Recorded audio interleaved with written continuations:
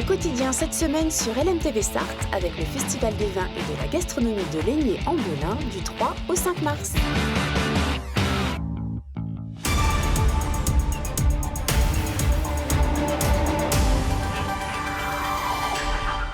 Bonsoir à tous, bienvenue dans ce journal présenté ce soir par Hélène Galliana. Bonsoir chère Hélène. Bonsoir Aurélien, bonsoir à tous. Au sommaire, la colère des chirurgiens au Mans. Et ce suite à la démission administrative de 56 d'entre eux, ils dénoncent la pénurie de médecins.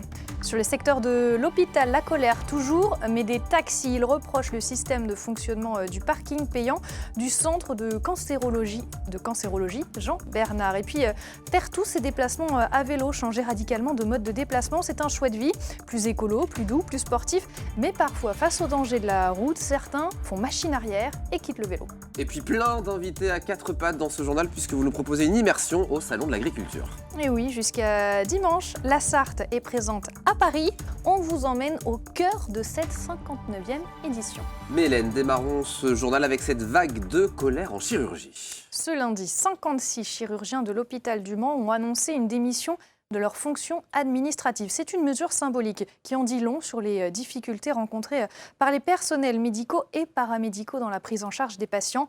Manque de personnel, fermeture de lits, plus de 110 opérations ont été déprogrammées et ce seulement depuis janvier. Anthony Piton.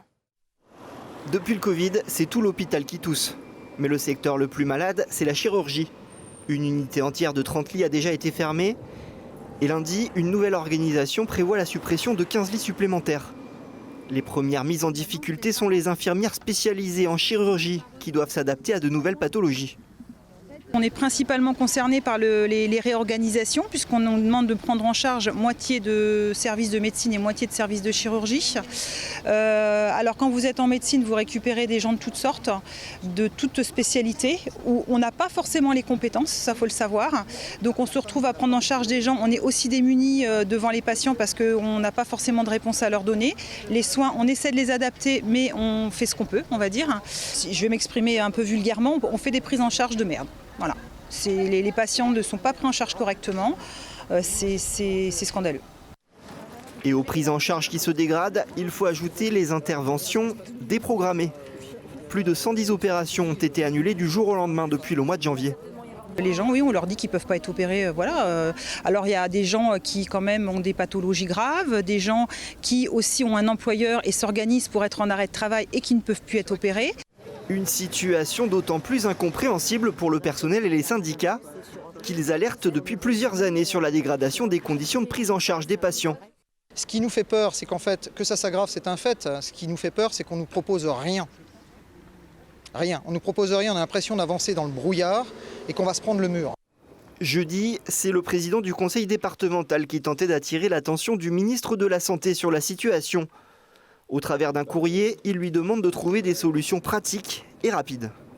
On se réjouit toujours de l'augmentation de l'espérance de vie dans notre pays, mais en réalité, je crains qu'à travers un certain nombre de moyens différés pour des interventions comme celles qu'on évoquait en chirurgie, effectivement, on vienne pénaliser un certain nombre des habitants et donc on ne leur donne pas les mêmes capacités, les mêmes moyens qu'on devrait leur donner avec un système de santé performant.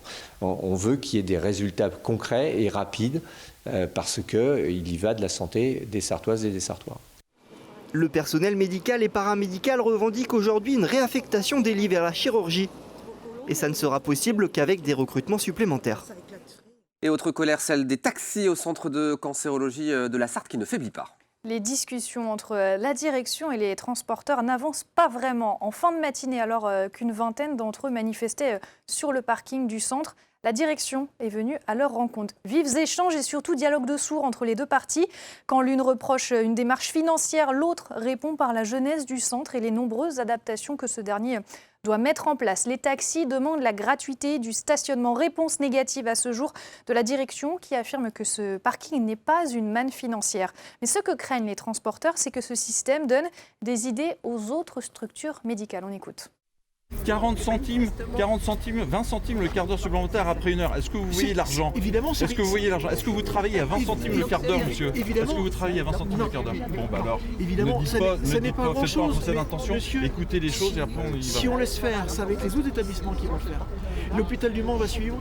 On peut penser que la clinique, le pôle sont à suivre. Hier, on a eu les ambulanciers qui ont compris la problématique. Oui. Alors je veux pas faire un procès d'intention que les ambulanciers sont plus intelligents que les taxis. Non, ça fait D'accord, depuis on le est bien 26 d'accord. octobre que Donc nous on menons va un bateau. discuter et vous allez Donc à un comprendre les moment choses. donné, moi je comprends pas. Vous n'avez pas que nous discuté le ayons un 26 octobre, on vous a invité 3 fois cette semaine pour venir à la réunion avec les ambulances Non, parce hier. que le 26 Vous avez octobre, décidé de ne pas venir. on nous a dit vous préférez qu'une que la presse, etc. vienne, etc. On Donc nous c'est a le dit droit. qu'une heure serait gratuite.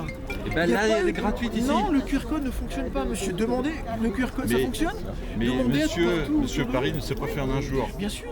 Leurs besoins sont malheureusement toujours plus importants. Je veux évidemment parler des Restos du Cœur. Ils lancent d'ailleurs leur grande collecte nationale à l'échelle de notre département. L'objectif espéré pour ce week-end est de 100 tonnes de produits alimentaires de qualité et de produits d'hygiène. 90 magasins sont partenaires de l'opération qui commence ce vendredi et ce jusqu'à dimanche.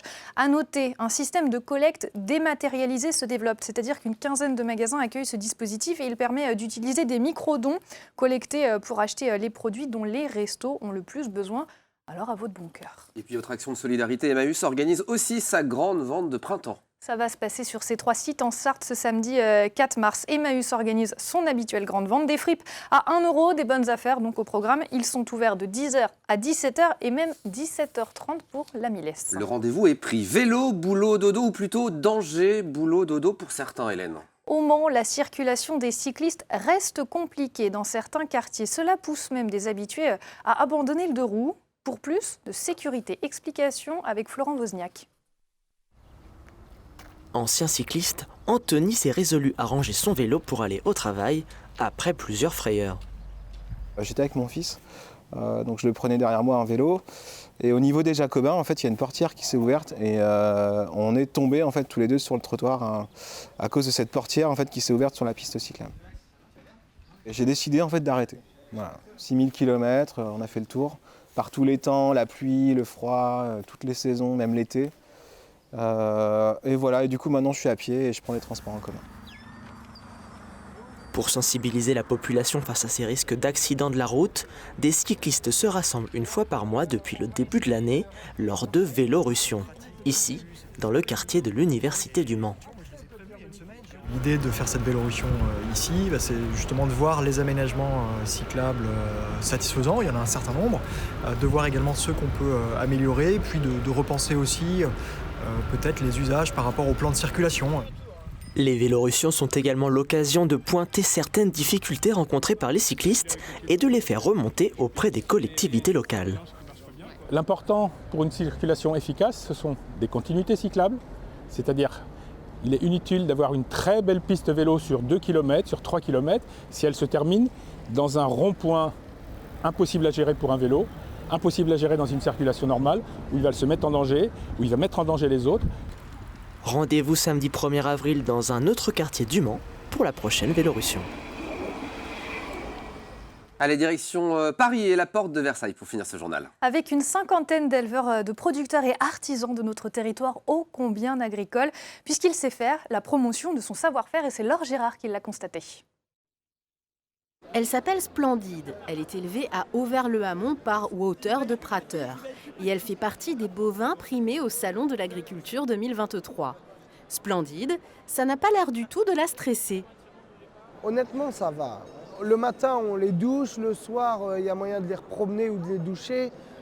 Allez, on va dire la première journée, il faut qu'elles s'adaptent. Mais là, vous pouvez constater, elles sont reposées, pas stressées, elles n'ont pas l'œil vif. Voilà, et c'est des animaux globalement qui ont tous fait des concours, donc ils sont déjà habitués à être en concours, donc non, ça va. La race blanc-bleu est peu représentée en Sarthe et c'est justement pour cela que son éleveur est heureux de pouvoir parler de ses qualités au public. Dans un filet ou un steak de blanc-bleu, vous avez moins de matière grasse que dans un filet de poulet sans sa peau. Donc ça, c'est déjà important. Donc c'est une viande un tout petit peu plus rosée que de la Salers, par exemple. C'est extrêmement tendre aussi comme viande. Donc pour moi, c'est à l'ordre du jour. Les gens ils veulent manger plus sainement. Là, ça correspond aux attentes des consommateurs. Ce jeune éleveur fait partie des 18 Sartois sélectionnés au concours général d'élevage. C'était vraiment une question il y a une dizaine d'années de se dire est-ce que les jeunes auront aussi envie de relever ce flambeau-là. Eh bien la réponse elle est oui aujourd'hui, où sur de nombreuses races, on a vraiment des jeunes éleveurs passionnés et qui adorent le métier. Ici on y vient vraiment pour un ensemble, on vient pour gagner un concours et derrière parfois ça nous permet de vendre des animaux à un voisin qui voudrait améliorer son troupeau. Mais le premier but est rarement la rentabilité, mais plutôt vraiment la passion, venir nettoyer ces animaux, les promener à la corde sur un ring pour leur beauté et puis communiquer auprès du grand public, des journalistes et témoigner. Les parties bien au chaud.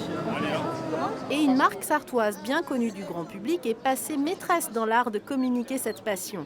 C'est la coopérative agricole des fermiers de Loué. Leur stand est devenu un incontournable au fil des années. Ces petits poussins, tout juste nés, y sont pour beaucoup. Comment on sait qu'il a un jour? Parce qu'en fait, il a encore son diamant. Le diamant, c'est le petit ergot là qu'il a sur le dessus du bec qui lui permet de découper sa coquille. Et il va le perdre dans les 24 premières heures. L'image globale de la marque est déjà positive, mais la communication ludique renforce cette confiance vis-à-vis du producteur. Quand on leur présente les choses, on leur apporte un truc en plus. Je pense que ça renforce leur idée qu'on est une marque sérieuse et qui prend soin d'eux et qui est passionnée, parce que ce côté passionné aussi les intéresse beaucoup. Est-ce que ça fait vendre plus? En tout cas, la semaine d'après, on n'a pas vendu plus pour autant. Mais je pense que sur la durée, c'est ce qui explique que Loué, c'est la première marque de volaille en France, en termes de notoriété, en termes de confiance, en termes d'image. Mais la première très largement devant toutes les autres. Il y a des marques plus importantes que nous en termes de volume, mais c'est la marque qui a le plus de confiance. Ce qui explique peut-être que les ventes de volailles sont en très léger recul chez Loué, de 3% depuis le début d'année, mais c'est beaucoup moins que leurs concurrents. Au salon, on croise toutes sortes d'animaux, parfois des animaux politiques aussi. Ici, la présidente de la région Pays de la Loire, Christelle Morancé, et le ministre de l'écologie, l'angevin Christophe Béchu. Côté stand des produits de nos régions, d'autres animaux sont mis à l'honneur, notamment les escargots. Leur bave sert d'élixir pour ces produits cosmétiques fabriqués en Sarthe. Et c'est surtout très important de participer à cette plus grande ferme de France, au monde que l'on peut voir ici, parce que c'est vrai que c'est une belle vitrine intéressante et ça permet aux gens de découvrir des produits de bonne qualité. Vous n'êtes pas sartoise? Ça booste les ventes après, puisqu'en plus il y a des gens qui achètent et puis il y a des gens juste qui se renseignent, à qui on donne des petits flyers et puis ils nous retrouvent, ou ils nous retrouvent après sur le marché de Noël du Mans, dans les magasins, voilà, donc pendant les 4 jours du Mans aussi, donc c'est des moments où on peut croiser des gens. Une bonne opération donc que ce salon, y compris pour les institutions, comme le département de la Sarthe qui met en avant ses 3300 exploitations agricoles, avec l'idée aussi d'inviter les visiteurs à profiter de nos offres d'agritourisme, au moins 160 expériences à la ferme répertoriées dans ce catalogue. On a la chance d'avoir un département très agricole, avec beaucoup de diversité, de paysages. Et donc là, on a des visiteurs très intéressés. Et ils viennent se renseigner et ils découvrent la Sarthe. Nous, notre rôle, c'est de faire la promotion pour qu'ils aient envie de venir passer du temps, soit dans des campings, soit effectivement dans le tourisme à la ferme. Et c'est important parce que vous avez aussi un moyen de faire connaître votre territoire et de garder nos artisans, nos agriculteurs dans notre territoire. Une chose est sûre, la grande diversité de notre agriculture sartoise était encore représentée à Paris cette année. Et c'est la fin de ce journal. Une page de pub, la météo, et on se retrouve juste après. À tout de suite.